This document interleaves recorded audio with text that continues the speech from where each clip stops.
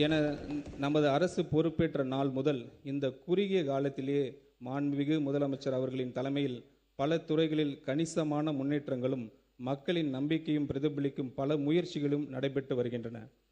தமிழக வெற்றி கழகத்தின் வெற்றி என்பது ஒரு கட்சியின் தனிப்பட்ட வெற்றி அல்ல, ஒட்டுமொத்த தமிழக மக்களின் வெற்றி அது.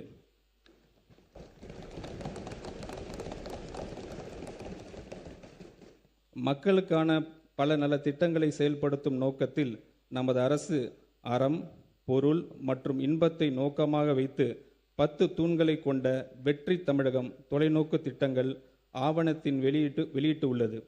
அதன் அடிப்படையில் திட்டங்களை அடுத்து வருகின்ற 1ஆம், 3ஆம் மற்றும் 5ஆம் ஆண்டுக்குள் நிறைவேற்றத்தக்க திட்டங்களை வகைப்படுத்தி அவற்றுக்கான செயல் வடிவம் கொடுத்து வருகிறது. தேசிய அளவில் பல சமூக பொருளாதார குறியீடுகளை முன்னணியில் விளங்கும் மாநிலமாக தமிழ்நாடு பல ஆண்டுகளாக இருந்து வரும் நிலையில் தமிழ்நாட்டை வறுமை இல்லாத அனைவருக்கும் சம வாய்ப்பினை வழங்கி அதன் மூலம் சமூக நீதியினை நிலைநாட்டும் மாநிலமாகவும் 2036ஆம் ஆண்டுக்குள் $1.5 டிரில்லியன் பொருளாதாரம் கொண்ட மாநிலமாகவும் உயர்த்த தேவையான சமூக பொருளாதாரம் மற்றும் மனிதவள முதலீடுகளை மேற்கொள்வதற்கு நமது அரசு உறுதி பூண்டுள்ளது. இந்த தொலைநோக்க பார்வை முன்னெடுத்து செல்லும் வகையில் அரசு வெற்றி தமிழகம் தொலைநோக்கு திட்டங்கள் கொள்கையை ஆவணத்தில் இடம்பெற்றுள்ள திட்டங்களை நடைமுறைப்படுத்தும். இதில் பெண்களுக்கு அதிகாரம் அளித்தல், நிர்வாகத்தை மேம்படுத்தல், அனைவருக்கும் வீடு, பாதுகாப்பான குடிநீர் வழங்குதல், வாழ்வாதார வாய்ப்புகளை உருவாக்குதல், சமூக நீதியை காத்தல், பசுமை பரப்பினை உயர்த்துதல் உள்ளிட்ட பல்வேறு துறை சார்ந்த முன் உரிமைகளை பட்டியலிடப்பட்டுள்ளன. இந்த அரசின் முதல் நிதிநிலை அறிக்கை உண்மையான தொலைநோக்கு திட்டங்களை அடைவதற்கான பாதையை வழிவகுத்து காட்டும். தமிழ்நாட்டின் கடன் 5 ஆண்டுகளில் மட்டும் 2 மடங்காக உயர்ந்து 10 லட்சம் கோடி ரூபாய் என்ற அளவில் இருப்பதை நமது அரசு ஆட்சி அமைந்தவுடன் வெளியிட்ட நிதி மேலாண்மை குறித்து வெள்ளை அறிக்கையின் மூலம் தெளிவுபடுத்தி உள்ளோம். மேலும் மாநில மொத்த உள்நாட்டு உற்பத்தி மதிப்பில் சொந்த வரி வருவாயின் விகிதம், வருவாய் பற்றாக்குறை, நிதி பற்றாக்குறை என பல்வேறு நிதிநிலை குறியீடுகளில் தமிழ்நாடு மற்ற இணை மாநிலங்களுடன் ஒப்பிடுகையில் பின்தங்கிய நிலையே உள்ளது. மொத்த வரி வருவாயில் வட்டி செலுத்துவதற்கான தொகையும் பொறுப்பு ஏற்றுக்கொண்ட செலவுகளும் தொடர்ந்து அதிகரித்து வருகின்றன. இதன் காரணமாக புதிய திட்டங்கள் செயல்படுத்துவதற்கு கிடைக்கும் நிதி ஆதாரம் என்பது குறைவாகவே உள்ளது. இப்படிப்பட்ட ஒரு இக்கட்டான சூழ்நிலையில் மக்கள் தேர்வு செய்யப்பட்ட நமது அரசானது மக்களுக்கு கொடுத்த வாக்குறுதிகளை படிப்படியாக நிறைவேற்றும் அதே வேளையில் மாநிலத்தை இந்த நிதி நெருக்கடியில் இருந்து மீட்பதற்கு பல்வேறு முயற்சிகளை எடுத்து வருகிறது. முதலாவதாக பொது டெண்டர்களில் கான்ட்ராக்டரிடம் கேட்கப்படும் தேவையற்ற சான்றிதழ்கள் மேண்டேட்டரி சப்மிஷன் அந்த டெண்டர்கள் போட்டி இல்லாதவாறு மாற்றியுள்ளன. இதை கலைத்து நமது அரசு டெண்டர்களில் வெளிப்படை தன்மை கொண்டு வந்துள்ளது. இரண்டாவதாக பல அரசு துறைகளில் அந்த துறையின் கீழ் பதிவு செய்யப்பட்ட கான்ட்ராக்டர்ஸ் மட்டுமே டெண்டர்களில் பங்கேற்க முடியும் என்று இருந்த நிலையை மாற்றி எந்த ஒரு துறையிலும் பதிவு செய்துள்ள கான்ட்ராக்டர்ஸ் தகுதி இருந்தால் பிறர் துறைகளிலும் டெண்டர்களில் பங்கேற்க முடியும் என்ற நிலையை அரசு கொண்டு வந்துள்ளது. மூன்றாவதாக இளைஞர்களுக்கும் சிறு தொழில் செய்பவர்களும் அரசின் டெண்டர்களில் முதல் முறையாக பங்கேற்க ஏதுவாக குறைந்த மதிப்பில் டெண்டர்களில் உள்ள பல்வேறு விதிமுறைகள் தளர்த்தப்பட்டுள்ளன. இந்த நடவடிக்கைகள் புதிய மற்றும் வளர்ந்து வரும் கான்ட்ராக்டர்ஸுக்கு அரசின் டெண்டர்ஸ் எளிதில் கிடைக்க வழிவகுக்கும். அதே நேரத்தில் டெண்டர்ஸ்களில் ஏற்படும் ஆரோக்கியமான போட்டியின் காரணமாக அரசின் வீண் செலவுகள் குறையும். இந்த முன்முயற்சிகளின் பலன்கள் அனைத்தும் அரசிற்கு கிடைக்க பெற தொடங்கிவிட்டன என்பதை மகிழ்ச்சியுடன் தெரிவித்துக் கொள்கிறேன்.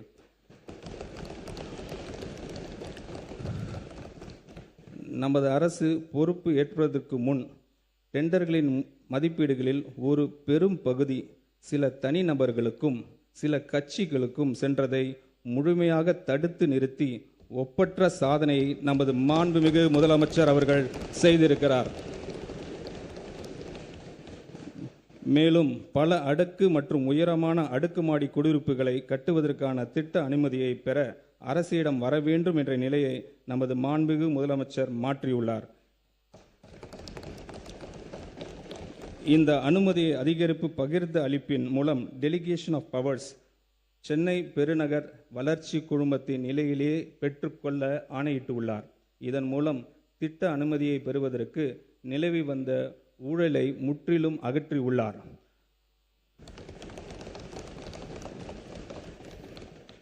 மக்களின் வரி பணத்தில் இருந்து ஒரு பைசா தொடமாட்டோம், தொட விடமாட்டோம், தொட்டால் விடமாட்டோம், இதற்கு முன் தொட்டவர்களையும் விடமாட்டோம் என்பதில் உறுதியாக இருக்கும் நமது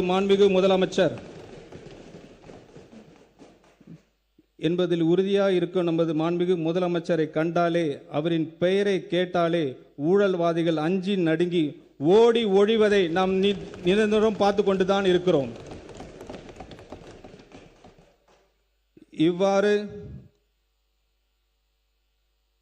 இவ்வாறு பொது டெண்டர்ஸ் மற்றும் திட்ட அனுமதிகளில் நேர்மையான மற்றும் வெளிப்படைத்தன்மை உடைய நிர்வாகத்தின் மூலம் பல்வேறு சீர்திருத்தங்களை கொண்டு வந்துள்ள நமது அரசு நிதி ஆதாரங்கள் பெருக்குவதற்கான முன்முயற்சிகளையும் எடுத்து வருகிறது.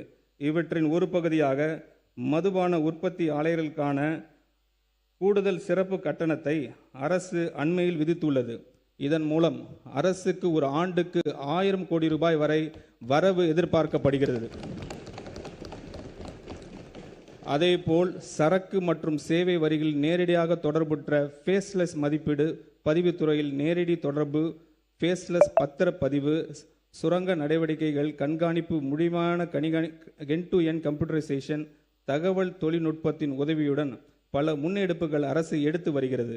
இதன் மூலம் அரசுக்கு கூடுதலாக கிடைக்கும் வருவாய் ஏறத்தாழ 15,000 கோடி ரூபாய் வரை இருக்கும் என எதிர்பார்க்கப்படுகிறது. இதன் மூலம் பல வெற்றி திட்டங்களை செயல்படுத்த முடியும். பொருளாதார வளர்ச்சியுடன் இணைந்து செல்லக்கூடிய வருவாய் வளர்ச்சி அடையவும், வருவாய் ஆதாரங்களை பெருக்கி சஸ்டைனபிலிட்டியை பராமரிக்கவும், மாநிலத்தின் வரி மற்றும் வரி அல்லாத வருவாய் அதிகரிப்பதற்கான நடவடிக்கைகள் பரிந்துரை செய்வதற்காக ஒன்றிய திட்ட ஆணையத்தின் முன்னாள் துணைத் தலைவர் திரு மான்டெக் சிங் அல்வாலியா அவர்களின் தலைமையில் 5 உறுப்பினர்களை கொண்ட வருவாய் மேம்பாட்டு குழு ரெவென்யூ ஆகுமெண்டேஷன் கமிட்டி அரசு அண்மையில் அமைத்துள்ளது. இதன் மூலம் மாநிலத்தின் நிதி சுயேட்சை பலப்படுத்தி அதன் சமூக பொருளாதார வளர்ச்சியை கடமைகளை நிறைவேற்ற தேவையான நிதி ஆதாரங்களை உருவாக்குவதே அரசின் நோக்கமாகும். பள்ளி கல்வி. கேடில் விழிச்செல்வம் கல்வி ஒருவருக்கு மாடல்ல மற்ற எவை. கல்வியே ஒருவருக்கு அழிவு இல்லாத சிறந்த செல்வமாகும். கல்வி கற்றலில் சிறந்த விளங்கி வெற்றி பெற்றவர்களுக்கு நற்சான்றுகளையும் உதவித்தொகையும் வழங்கி கௌரவிப்பவர் நமது மாண்புமிகு முதலமைச்சர் அவர்கள். அவரது தலைமையிலான அரசு 43 லட்சத்திற்கு மேற்பட்ட மாணவர்கள் பயிலும் அரசு பள்ளிகளை நிர்வகித்து வருகிறது. இந்த பள்ளிகளில் தூய்மையான மற்றும் பாதுகாப்பான கற்றல் சூழலை உறுதி செய்வது என்பது மாணவர்களின் தரமான கல்வி பெறுவதற்கு அவர்களின் நலனுக்கு அவசியமாகும். தற்போது அரசு பள்ளிகளில் தொழில்முறை தூய்மை பராமரிப்பு மற்றும் பாதுகாப்பு சேவைகள் வழங்குவதற்கான ஒருங்கிணைத்து நடைமுறை இல்லாத நிலையில் கருத்தில் கொண்டு சூப்பர் கிளீன் சூப்பர் கேம்பஸ் திட்டத்தினை அரசு செயல்படுத்த உள்ளது. இத்திட்டத்தின் கீழ் தினசரி தூய்மை பணிகள், குடிநீர் வசதிகள் மற்றும் கழிப்பறைகள் பராமரிப்பு மற்றும் ஸ்கூல் கேம்பஸ்களுக்கு 24 மணி நேரம் பாதுகாப்பு ஆகியவை உறுதி செய்யப்படும். இதன் மூலம் நமது சூப்பர் சிஎம் ஆட்சியில் சூப்பர் சேஃப்டி, சூப்பர் ஸ்டூடெண்ட் மற்றும் சூப்பர் கேம்பஸ் உறுதி செய்யப்படும்.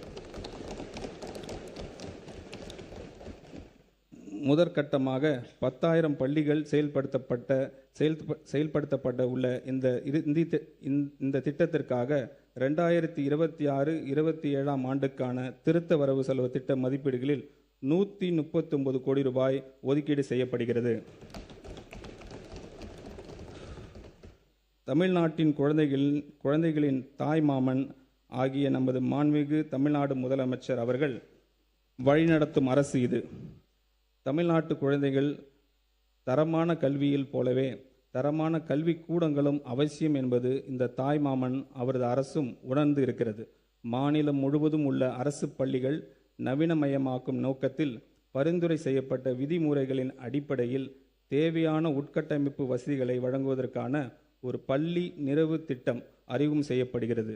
2514 தொடக்க பள்ளிகள், 365 நடுநிலை பள்ளிகள் மற்றும் 855 உயர்நிலை மற்றும் மேல்நிலை பள்ளிகள் என மொத்தம் 3734 பள்ளிகள் 2132 கோடி ரூபாய் மதிப்பீட்டில் இந்த திட்டம் செயல்படுத்தப்படும்.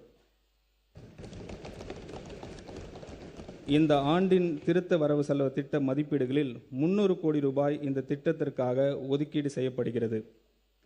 சமூக பொருளாதார ரீதியாக பின்தங்கிய நிலையில் இருந்து வரக்கூடிய கல்வி திறன் மிக்க மாணவர்களுக்கு தரமான கல்வி வழங்கும் நோக்கத்தில் பெருந்தலைவர் காமராஜர் சிறப்பு பள்ளிகள் மாடர்ன் ரெசிடென்ஷியல் ஸ்கூல்ஸை பள்ளிகளை நமது அரசு அமைக்கும். 9ஆம் வகுப்பு முதல் 12ஆம் வகுப்பு வரையிலான மாணவர்கள் பயிலும் இந்த பள்ளிகளின் கல்வி, உணவு, தங்குயிடம், பாடப்புத்தகங்கள் மற்றும் யூனிஃபார்ம்ஸ் அவர்களுக்கு விலை இல்லாமல் வழங்கப்படும். இந்த பள்ளிகளின் உட்கட்டமைப்பினை மேம்படுத்துவதற்காக இந்த திருத்த வரவு செலவு திட்ட மதிப்பீடுகளில் 125 கோடி ரூபாய் ஒதுக்கீடு செய்யப்படுகிறது. வேகமாக மாறி வரும் உலகளாவிய மற்றும் தொழில்நுட்ப யுகத்திற்கு ஏற்ப பள்ளி கல்வியின் பாடத்திட்டத்திற்கு அனுபவ ஆய்வு அடிப்படையில் எதிர்கால தலைமுறைக்கான திறன் சார்ந்த முழுமையான கல்வியாக மாற்றியமைப்பது காலத்தின் கட்டாயமாகும்.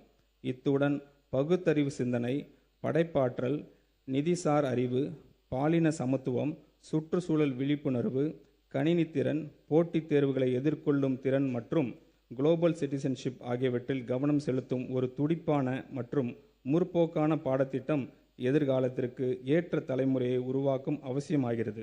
தமிழ்நாட்டை கற்றல் வெளிப்பாடுகளில் முதன்மையாக மாநிலமாக உருவாக்கும் நோக்கத்தில் பள்ளி பாடத்திட்டத்தை மறுசீரமைக்கும் இந்த அரசு 25 கோடி ரூபாய் நிதி ஒதுக்கீடு செய்கிறது. சே நோ டு ட்ரக்ஸ் என்று சொன்னவர், என்றென்றும் அதை சொல்பவர் நமது மாண்புமிகு தமிழ்நாடு முதலமைச்சர் அவர்கள். ட்ரக்ஸை விடு, ஸ்போர்ட்ஸை எடு என்று சொன்னவர் நமது மாண்புமிகு தமிழ்நாடு முதலமைச்சர் அவர்கள். போதைப்பொருள் இல்லாத தமிழ்நாட்டை உருவாக்கவும் நமது இலக்கானது பள்ளிகளில் இருந்தே தொடங்குவது மிகவும் அவசியமானதாகும். இளமையில் கல் என்ற ஔவையாரின் சொல்லுக்கு ஏற்ப போதைப்பொருள் மற்றும் அவற்றின் தவறான பயன்பாடு குறித்து விழிப்புணர்வும் முன்னெச்சரிக்கையும் கல்வியும் இளம் தலைமுறையின் மனங்களில் ஆழாக பதிவு செய்யப்பட வேண்டும். இதற்கான முன்னெடுப்பின் கீழ் பள்ளிகளில் போதைப்பொருள் எதிர்ப்பு அமைப்புகளும் தன்னார்வ குழுக்களும் அமைக்கப்படும். மேலும் இது குறித்து விழிப்புணர்வு ஏற்படுத்துவதற்காக 10581 என்ற உதவி எண்ணை ஸ்கூல் கேம்பஸ்களில் தெளிவாக காட்சிப்படுத்தப்படும். இந்த திட்டத்தினை செயல்படுத்த அரசு 7 கோடி ரூபாய் நிதி ஒதுக்கீடு செய்கிறது. அத்துடன் மாணவர்களுக்கும் ஆசிரியர்களுக்கும் பாதுகாப்பாகவும் இரகசியமாகவும் தகவல் தெரிவிக்க ஏதுவாக போதைப்பொருள் இல்லா தமிழ்நாடு, ட்ரக்ஸ் ஃப்ரீ தமிழ்நாடு என்ற ஆப்பின் மூலம் போதைப்பொருள் கடத்தல் மற்றும் பயன்பாட்டு குறித்து தகவல்கள் பகிரும் வசதியுடன் உருவாக்கப்பட்டுள்ளது. தமிழ்நாட்டின் உள்ள பப்ளிக் லைப்ரரிஸ் மாநில அளவிலான டிஜிட்டல் லைப்ரரிஸ் என மாற்றம் செய்வதன் மூலம் டிஜிட்டல் அறிவு, ஒற்றை உறுப்பினர் சேர்க்கை, 24/7 வெப் மற்றும் கைபேசி வாயிலாக அணுகும் வசதி, டிஜிட்டல் உள்ளடக்கம், இலவச வைஃபை வசதி மற்றும் 38 மாவட்ட சென்ட்ரல் லைப்ரரிஸில் ஒர்க்கிங் ஸ்பேசஸ் வசதிகள் கொண்டு கற்றல் மற்றும் புத்தாக்க மையங்கள் செயல்படுத்தப்படும். இந்த நோக்கத்திற்காக பப்ளிக் லைப்ரரிஸை மறுவடிவமைப்பதற்கு இந்த அரசு 10 கோடி ரூபாய் நிதி ஒதுக்கீடு செய்கிறது. அரசு மற்றும் அரசு நிதியுதவி பெறும் பள்ளிகளில் 2026-27 கல்வி ஆண்டில் 11ஆம் வகுப்பு பயிலும் சுமார் 5.32 லட்சம் ஜென்சி இளம் தலைமுறை மாணவர்களுக்கு 277 கோடி ரூபாய் மதிப்பீடில் ஹெல்மெட் மற்றும் வாட்டர் பாட்டில் வசதிகளுடன் கூடிய நவீன பிராண்டட் சைக்கிள்ஸ் வழங்கப்பட உள்ளது. தன்னை உயிராக நேசிக்கும் ஜென்சி தலைமுறை தலைசிறந்த தலைமுறையாக வளர்த்தெடுக்க வேண்டும் என்பதில் உறுதியாக உள்ளார் நமது மாண்புமிகு முதலமைச்சர் அவர்கள். அதன் வெளிப்பாடே இந்த மேம்படுத்தப்பட்ட செயல் திட்டம். இந்த திருத்த வரவு செலவு திட்ட மதிப்பீடுகளில் பள்ளி கல்வித்துறைக்கு 44,527 கோடி ரூபாய் ஒதுக்கீடு செய்யப்படுகிறது. உயர்கல்வி தமிழ்நாட்டு நீட் தேர்வினை கடுமையாக எதிர்க்கிறது.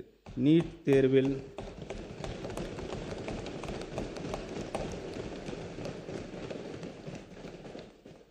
தேர்வில் தேசிய அளவில் நடைபெற்று பல்வேறு குளறுபடிகள் மற்றும் வினைத்தாள் கசிவு ஆகியவை எதிர்கால தலைமுறையினை உயர்கல்வி வாய்ப்பினை பெரிதும் பாதிக்கின்றன. எனவே நீட் தேர்வு முறையான நடவடிக்கை ரத்து செய்து முந்தைய முறையான 12ஆம் வகுப்பு பொதுத் தேர்வின் அடிப்படையில் மருத்துவ கல்விக்கான சேர்க்கை தொடர்ந்திட ஒன்றிய அரசை தமிழ்நாடு அரசு வலியுறுத்துகிறது.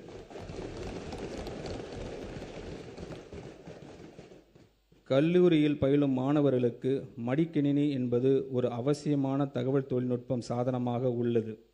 நாளுக்கு நாள் மேம்பட்டு வரும் இன்றைய தகவல் தொழில்நுட்ப உலகில் தங்கள் தொழில்நுட்ப அறிவை வளர்த்து கொள்ளவும் திறன் மேம்பாட்டு பயிற்சியினை பெற்றுக்கொள்ளவும் சிறப்பான வழியில் தங்கள் நேரத்தினை பயன்படுத்துவதற்கும் மாணவர்களுக்கு மடிக்கணினி மிகவும் பயனுள்ளதாக இருக்கும். இதனை உணர்ந்த நமது அரசு கல்லூரி மாணவர்களுக்கான வெற்றி மடிக்கணினி திட்டத்தை செயல்படுத்தும்.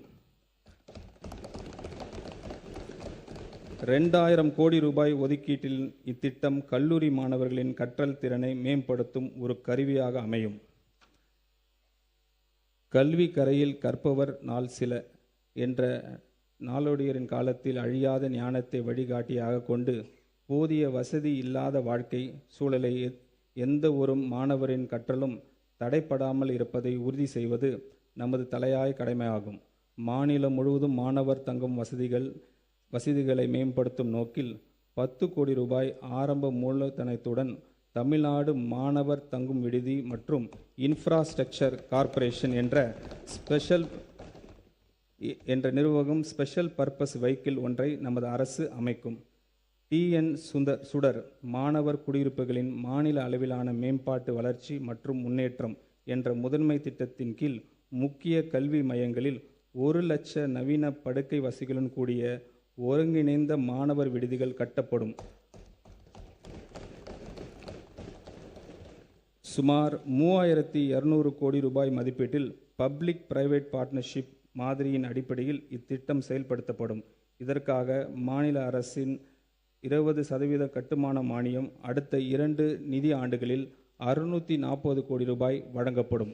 இந்த திட்டம் பரவலாக உள்ள தங்கும் இடங்கள் ஒருங்கிணைத்து உயர்தர வசதிகள் கொண்ட கேம்பஸ்களாக மாற்றி அமைக்கும்.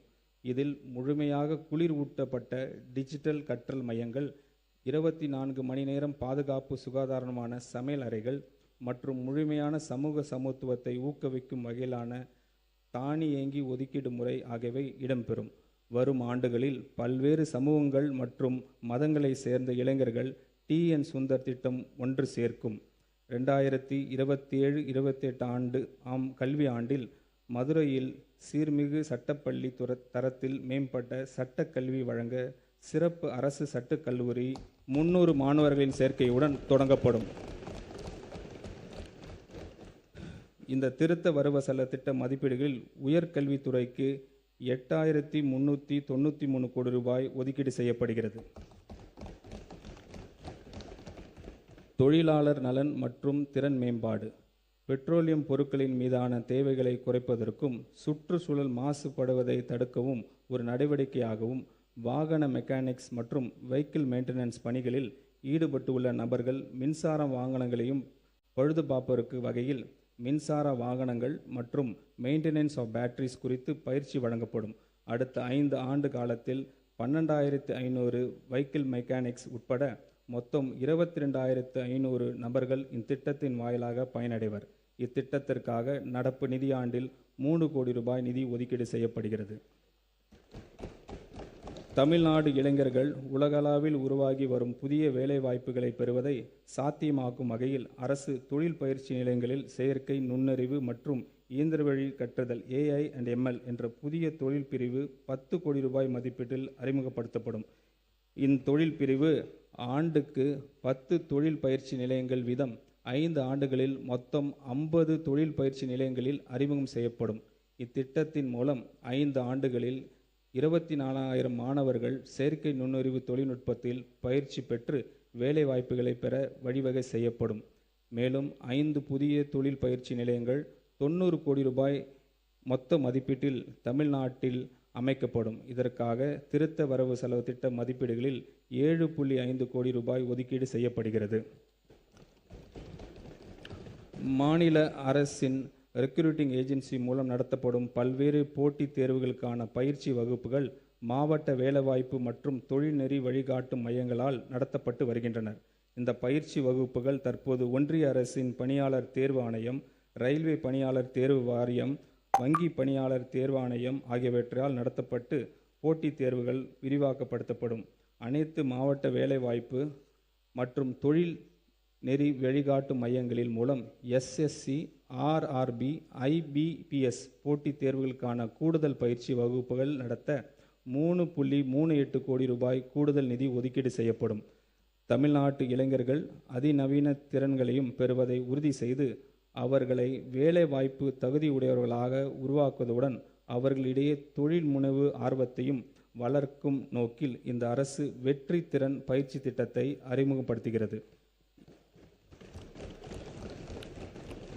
இத்திட்டத்தின் கீழ் நடப்பாண்டில் 12 லட்சம் கல்லூரி மாணவர்களுக்கு, 1 லட்சம் வேலையில்லாத இளைஞர்களுக்கு தொழில்துறை தேவைக்கு ஏற்ப திறன் பயிற்சிகள் வழங்கப்படும். மேலும் அரசு மற்றும் தனியார் தொழில் நிறுவனங்களுடன் இணைந்து முதற்கட்டமாக 20,000 இளைஞர்களுக்கு பணியிட பயிற்சி வழங்கப்படும். இந்த பணியிட பயிற்சி காலத்தில் பட்டதாரிகளுக்கு தொழிற்கல்வி தகுதி பெற்றவர்களும் மாத உதவித்தொகை வழங்கப்படும். நிரந்தர வேலைவாய்ப்பு இல்லாத குடும்பங்களை சார்ந்த இளைஞர்களுக்கு இத்திட்டத்தின் முன்னுரிமை வழங்கப்படும். இத்திட்டத்தின் செயல்படுத்துவதற்காக 150 கோடி ரூபாய் நிதி ஒதுக்கீடு செய்யப்படுகிறது. செயற்கை நுண்ணறிவு எதிர்கால பொருளாதார வளர்ச்சியும் டெக்னாலஜி இனோவேஷனுக்கு முக்கிய சக்தியாக இந்த டிஜிட்டல் மாற்றத்தில் தமிழ்நாட்டை முன் அணியில் நிலைநிறுத்திட நமது அரசு உறுதி பூண்டுள்ளது. இந்த தொழில்நுட்ப புரட்சியின் முதன்மை பயனாளிகளாக நமது இளைஞர்கள் இருப்பதை உறுதி செய்யும் வகையில் ஏஐ இண்டஸ்ட்ரி டெவலப்மெண்ட் புரோகிராம் தொடங்கப்படும் என்பதை நான் இங்கு மகிழ்ச்சியுடன் தெரிவித்துக் கொள்கிறேன். இத்திட்டத்தின் கீழ் உயர்கல்வியின் பல்வேறு நிலைகளுக்கு ஏற்ப தனித்துவமான செயற்கை நுண்ணறிவு பாடத்திட்டங்களை வடிவமைக்க கல்வியாளர்கள் மற்றும் தொழில்துறை முன்னோடிகள் கொண்ட நிபுணர் குழு ஒன்று அமைக்கப்படும். ஐஐடி மெட்ராஸ் உள்ளிட்ட நாட்டின் முன் அணி எஜுகேஷனல் இன்ஸ்டிடியூஷனின் நோக்கம் சார்ந்த உலக தரத்திலான நவீன பயிற்சி உள்கட்டமைப்புகளையும் பயன்படுத்தி 2031ஆம் ஆண்டுக்குள் பொறியியல் கல்லூரிகள், பாலிடெக்னிக் கல்லூரிகள் மற்றும் தொழில் பயிற்சி நிலையங்களில் பயிலும் 5 லட்சம் இளைஞர்களுக்கு செயற்கை நுண்ணறிவு திறன் பயிற்சி அளித்து உலக தரத்திலான ஆற்றல் மிக்க மனிதவளத்தை உருவாக்க நமது அரசு இலக்கு வைத்திருக்கிறது. ஏஐ, ரோபோட்டிக்ஸ் மற்றும் பிற வளர்ந்து வரும் தொழில்நுட்பங்கள் உலக மாற்றி அமைத்து வரும் சூழலில் இந்த தொலைநோக்க பார்வையை செயல்படுத்தும் விதமாக செயற்கை ஏஐ ரோபோட்டிக்ஸ் வெப் டூல்ஸ் குறித்து அறிவுக்கான தமிழ்நாட்டு பள்ளி திட்டம் தமிழ்நாடு ஸ்பார்க் எக்ஸ்டெண்டட் செய்யப்பட்டுள்ளது.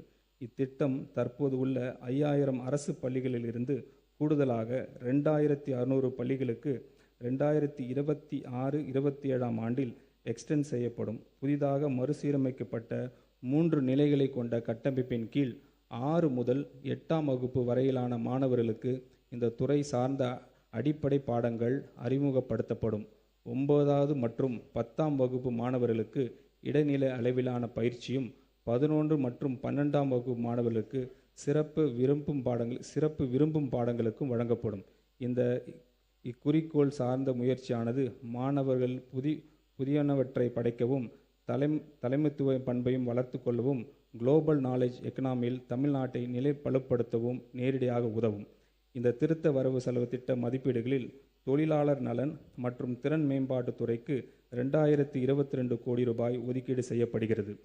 மேலும் சிறப்பு திட்டம் செயலாக்கத்துறைக்கு 17,150 கோடி ரூபாய் நிதி ஒதுக்கீடு செய்யப்படுகிறது. இளைஞர் நலன் மற்றும் விளையாட்டு மேம்பாடு சமூக தீமைகளுக்கு எதிராக நமது வலுவான ஷீல்டாக ஒரு துடிப்பான விளையாட்டு பண்பாடு திகழ்கிறது. உடற்தகுதி ஊக்கப்படுத்தும் வகையில் சென்னை மெரினா கடற்கரையில் நடைபெற்ற ஸ்டார்ட் ரன் ஸ்டாப் ட்ரக்ஸ் போதைப்பொருள் எதிர்ப்பு ஓட்டத்தில் நமது மாண்புமிகு முதலமைச்சர் அவர்களின் நேரில் பங்கேற்று ஆயிரக்கணக்கான இளைஞர்களுடன் தோளோடு தோள் நின்று 3 கிலோமீட்டர் ஓடி இந்த நோக்கத்தை மிக ஆற்றலுடன் வெளிப்படுத்தினார்கள்.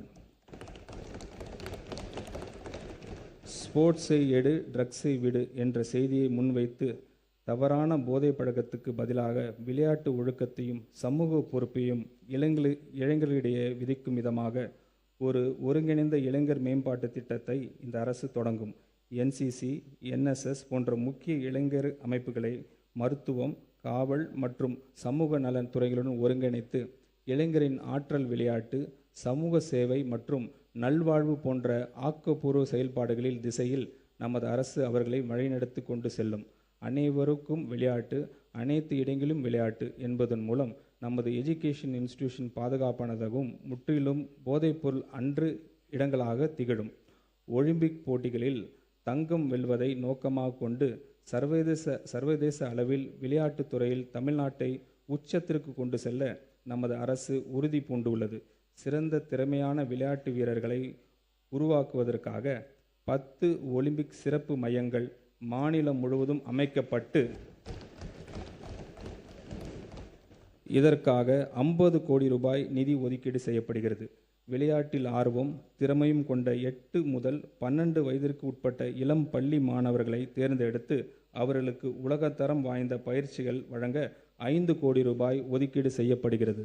மேலும் தேசிய மற்றும் சர்வதேச விளையாட்டுப் போட்டிகளில் சிறந்து விளங்கும் 500 வீரர்களுக்கு நிதி உதவி வழங்க கூடுதலாக 22 கோடி ரூபாய் நிதி ஒதுக்கீடு செய்யப்படுகிறது. தமிழரின் பாரம்பரிய விளையாட்டுகளான உலக அளவிற்கு கொண்டு செல்லும் தமிழ்நாட்டு கிராமிய விளையாட்டுப் போட்டிகள் நடத்த 42 கோடி ரூபாய், தமிழ்நாடு உடற்கல்வி மற்றும் விளையாட்டு பல்கலைக்கழகத்தின் உட்கட்டமைப்புகளை மேம்படுத்த 2 கோடி ரூபாய் நிதி ஒதுக்கீடு செய்யப்படுகிறது.